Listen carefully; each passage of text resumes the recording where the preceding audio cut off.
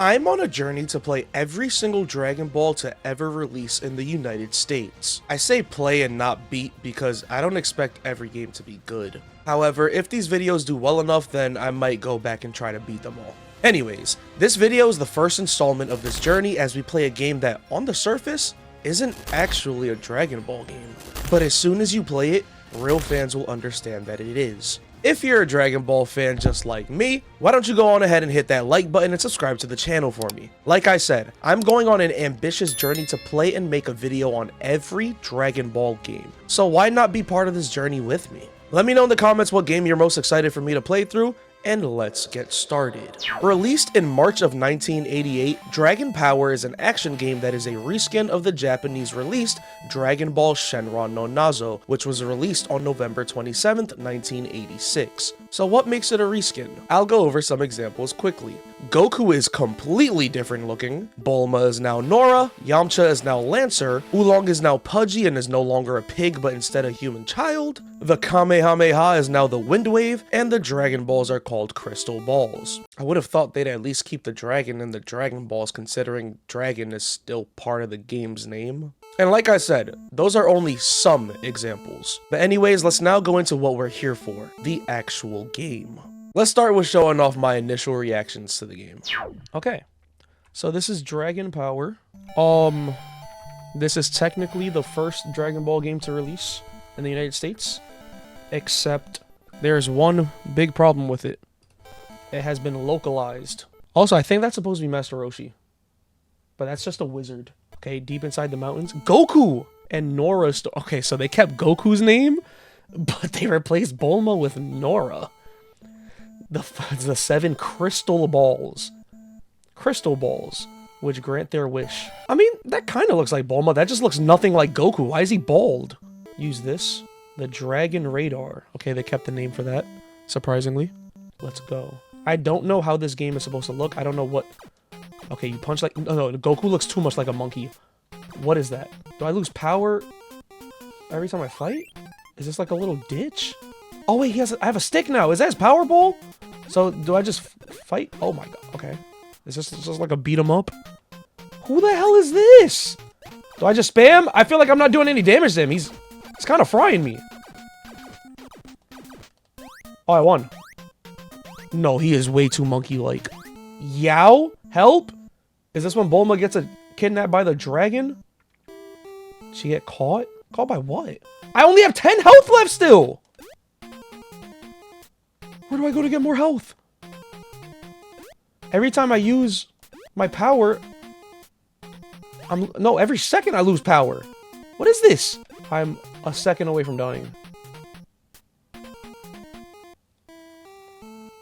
This game is a cognito hazard, by the way. It's so good that it will retroactively make every other game you play unfun. Wait. Game over? So that's it? Just F off? Can you even call this a game? Why is Goku literally just a monkey like his true heritage? But they're not even supposed to know that yet. Dude, I'm back to the start! How is that fair? So do I just have to, like, go? Do I have to rush? Oh, wait, what's that? Oh, I got power back! Okay. Maybe the enemies drop power? Do only some of them drop power? Because I'm hitting quite a few of them. Look, like over here, he drops some. Literally, how am I supposed to win this? Literally, how am I supposed to win this?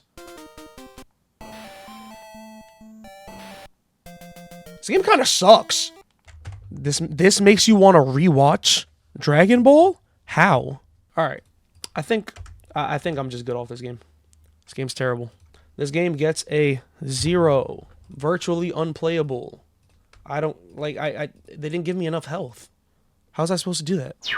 Yeah, as you can see, I'm pretty terrible at this game. But in my defense, the game stinks. It's just a bunch of running around and beating things up while your health depletes for no reason. You're supposed to scavenge and find items to heal you, but I kind of think this is stupid. The game is supposed to follow the first arc of the series, the Emperor Pilaf saga, and I'm actually curious as to how they adapt it since I've always wanted to play a Dragon Ball game that follows the story of the first few arcs. So we're gonna follow along someone else's gameplay and we'll just go over the game and pretend like it's me playing. Cool? Cool. So the game has a total of 10 chapters, and we're going to go through each one, starting with Chapter 1, Turtle Hermit. This chapter sees us meeting up with Bulma. For the sake of connecting this to Dragon Ball, I will mostly refer to everyone by their actual name, despite what the screen says. Anyways, we meet up with Bulma and begin our adventure with the Dragon Radar. After taking down the bear thief, Bulma gets kidnapped and we fight the bear thief again to rescue her. Here we find Turtle, and while Bulma refuses to help, Goku without questioning agrees to help Turtle find his way back to the sea and ultimately back to Master Roshi, who in this game is called Hermit and looks like a wizard. Goku is given the Swift Cloud, which is the Nimbus Cloud, and Bulma is given a Dragon Ball in exchange for a sandwich. That's chapter 1. Alright class, now let's discuss. For the most part, the story seems accurate to its anime-manga counterpart. We skipped over some stuff like Bulma and Goku's introduction, and Bulma getting kidnapped by the pterodactyl, but aside from that, we're spot on so far. Hold on 1 second, wait. I'm now receiving word that Bulma didn't actually trade sandwiches for the Dragon Ball in the actual show. She did what? Okay, so if you've actually never seen the original series, Bulma actually lifted her dress in exchange for the Dragon Ball. However, she wasn't wearing any underwear because Goku had removed them in a previous episode. Even funnier, I believe the Japanese version of this game actually keeps that scene in, so hooray for accuracy. Moving on to chapter 2, Pudgy. Like I mentioned earlier, Oolong the shape-shifting pig has been rebranded as Pudgy, the shape-shifting boy. We reach the village that he's terrorizing, and a deal is made where if Goku can take down Oolong, a village elder will give us the Dragon Ball in their possession. And so, breaking a box reveals Oolong, and that's that. Again class, we shall discuss. This is a horrible representation of what happens in the actual series. In the show, Bulma comes up with a plan to dress Goku up as a girl and have Oolong try to kidnap him. Goku gets outed as he pees out of his wee-wee, but after that, Goku beats up Oolong, and it's revealed that Oolong doesn't even want the girls he kidnapped as they have taken over his own home. Now, I get that may be a lot to adapt in a game like this, but at least try. There wasn't even any substance here. It was just find Oolong and boom, it was over. I hope the later chapters aren't this lazy. Chapter 3 time, Desert Gang Lancer. The gang, which now includes Oolong, is journeying to Frying Pan Mountain, or as we know it as Fire Mountain. It actually might be Frying Pan Mountain in Japan, I don't know. Somebody confirm that with me in the comments. The screen starts flashing and somehow, our 5 Dragon Balls are now missing. After some more adventuring, we find them in a rock house thing and a pot thing. I'll be honest, I'm comparing the game to the actual series in my head, like based off memory and what I remember, but I'm pretty sure I don't remember any of this happening. As we're running through the desert, Yamcha is on a flying like skateboard thing trying to attack us. Lancer is Yamcha, by the way, if I haven't mentioned it before. For some reason, we needed to find a key, and we find another Dragon Ball in the exact same spot in a room that has the exact same layout as the last one.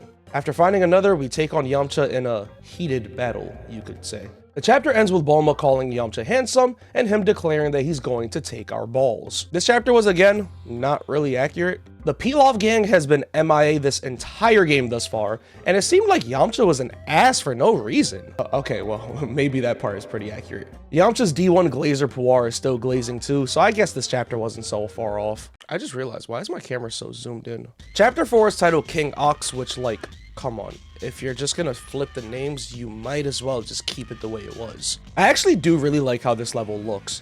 We're on a flaming mountain, and that's the exact setting that I'm being given.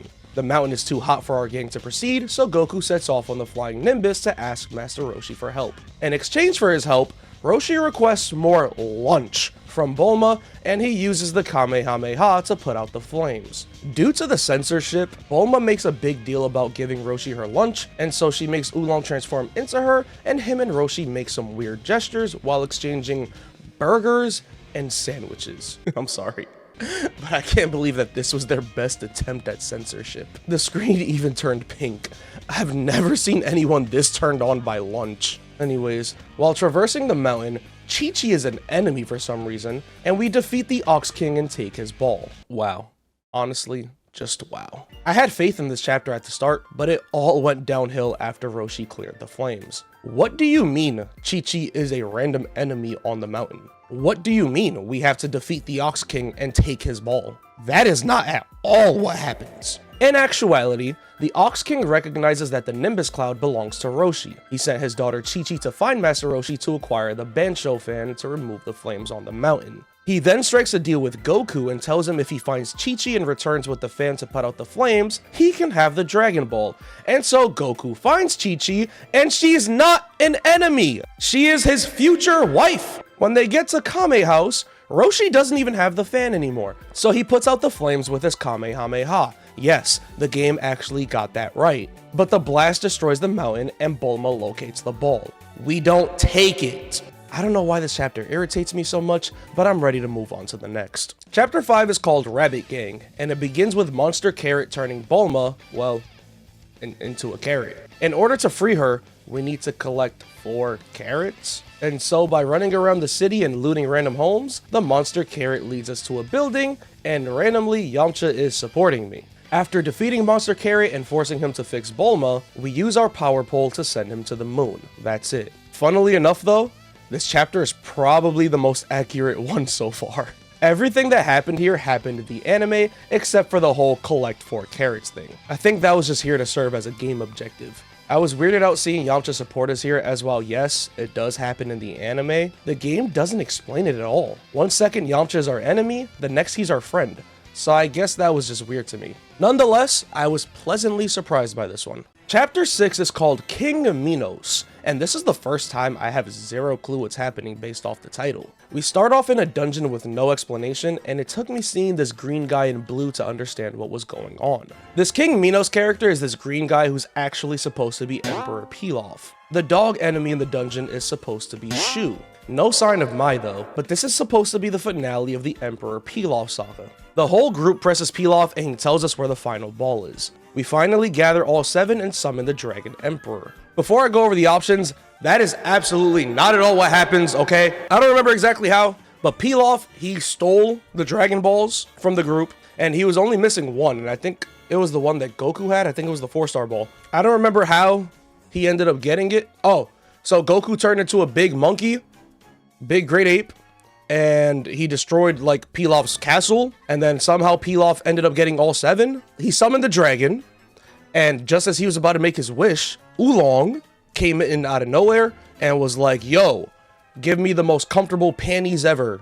And then boom, panties fell from the sky, and that was the wish. Yes, that's what happened. All right, back to the wish options. The first option is to move Dragon in the title, meaning Shenron will now be animated on the title screen of the game. Number 2 is See the Future, which will allow you to skip a few of the next levels. Number 3 is Power Up. It allows the game to continue like normal, but increases your maximum power level to 250 instead of 150. Lastly, wish number 4 is I want the sandwich. Do I really have to spell out what that one does? This wish allows you to rewatch the scene where Bulma gives Master Roshi her sandwich. Not sure who'd pick that one, but the guy who's playing the game, which is totally me, decided to go with the third wish, which is what I would have went with anyways, and we continue on to chapter 7. Now from here on out, the game no longer faithfully follows the story from the actual series. I mean, this game came out the same day the 40th episode of the anime released in Japan, which would have it pretty much just starting out the Red Ribbon Army saga. In the Japanese release, the next 4 chapters cover a World Martial Arts Tournament saga. For whatever reason, the US completely skipped over these levels, and so instead, Chapter 7's Rabbit Gang 2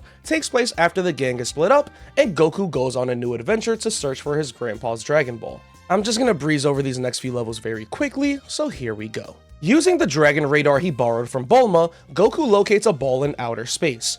Yes, he has to wear an oxygen tank, and we are now fighting enemies in space. After running through some pipes or something, we fight Monster Carrot again and take him down again. Goku gets a Dragon Ball, but it's not his grandpa's ball, and so now we head to Chapter 8's The 7 Islands to look around for another ball. Although it's called The 7 Islands, we're on like a metallic platform surrounded by water, and it looks futuristic instead of islandy. We do go underwater for some sections and find another ball that again is not grandpa's ball. And so now we walk through what looks more like an island, swim some more, and locate a key at the bottom of a hill, which looks like more water to me, to access our next chapter. Chapter 9's The Jungle. Also, for some reason, Bulma and Oolong are here without any prior notice. Goku goes to the jungle, and Master Roshi is somehow here vacationing. We find a key where Roshi told us it'd be, and Roshi once again asks for Bulma's lunch. The exact same scene where Oolong transforms and does it for her plays for literally no reason.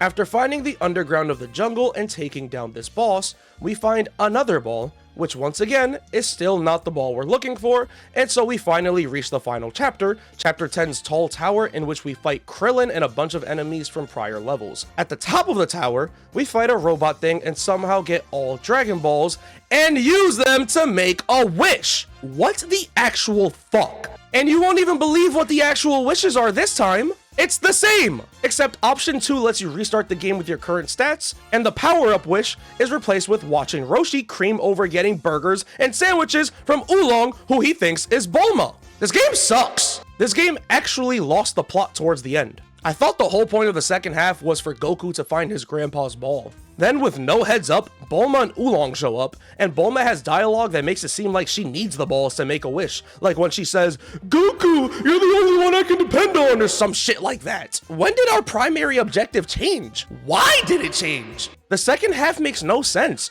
Why is Krillin our enemy? I looked into that question, and apparently he was a hired hitman from Monster Carrot, or by Monster Carrot? I don't know, man. This doesn't make any sense. What are we doing here? This game might have been good when it came out. I don't know. Actually, I do know, because the general reception is that this game is some hot ass. This game is a disgrace to the story of Dragon Ball, and I stand on the 0 out of 10 I gave this game. I'll see you next video for Dragon Ball GT Final Bout, and you will like and you will comment on that video just like you did this one. Bye-bye.